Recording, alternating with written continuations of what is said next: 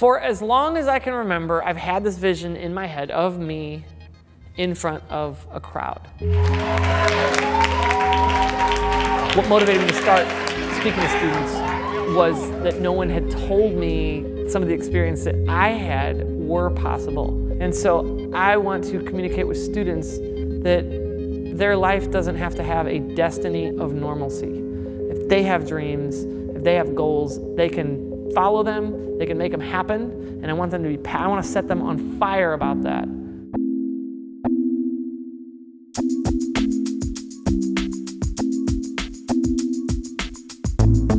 So when I was 14, I was in 8th grade, and I had this friend, my best friend, his name was Mark. Met him on the first day of kindergarten. My mom ended up babysitting for his family, and we basically grew up together. Mark was selling newspapers, and there was a 3-car accident, and he got crushed. And Mark is no longer alive. I don't tell you that to make you sad. I don't tell you that to feel sorry for me. I tell you that to illustrate how we deal with loss. The way I dealt with it rotated around this one interaction I had with my aunt that week. She was trying to console me. She put her hands on my shoulders. She looked right in my eyes. She said, "Joe, think about all the things your friend will never have to experience." And even at age 14, I knew she was wrong. I knew at that point, even at age 14, life isn't about what you have to experience. It's what you get to experience. I focus on the question of how can I? And that's one thing I want them to go away with, to leave the experience of hearing me speak with, is how can I? That's right, how can I?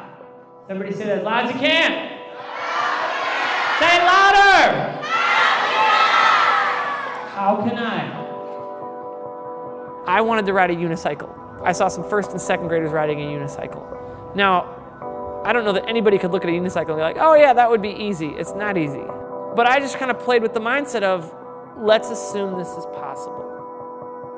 And I tell my friends, I'm like, hey, I got a unicycle. They're like, can you ride it? No, I'm gonna learn someday, right? So after a couple of months, I did say months, I could scoot myself along the railing fairly consistently. So I'm like, okay, here it is, I'm letting go. If a unicycle had training wheels, this would be the moment it comes off, right? How many people think that took 6 months? Raise your hand. Ladies and gentlemen, it took me 2 years to ride the unicycle. And it took me 2 years, that was a long 2 years, but I accomplished what I set out to do.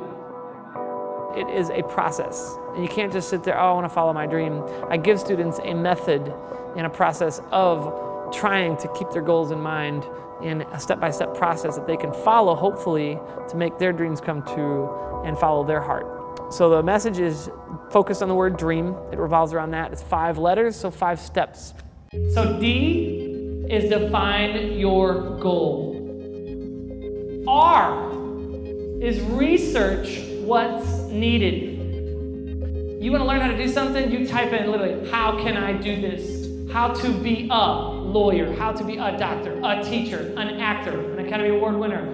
Why don't you take a second? Think of something that you want to do, you want to be. I want you to write 2 words, I am, at the top. Right, I am.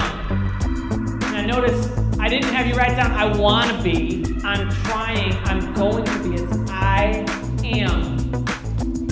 I want everybody to have something. Like I said, even if it's just silly, whatever. I want you to write down something. I am. Okay? What you do, it starts with you. I just saw Joe speak. Let me let you guys know. It is so inspirational. I was totally engaged. Some words like just instantly came to mind, inspiring and fun, and at the end there was a standing ovation. I learned so much with his acronym DREAM, and that's something that will encourage me to follow my dreams. And I let them know that it's not just, hey, I'm up here because I have to be. Like, I'm up here because this is my dream. I'm living my dream, and I want to thank you for letting me speak to you and share this message with you.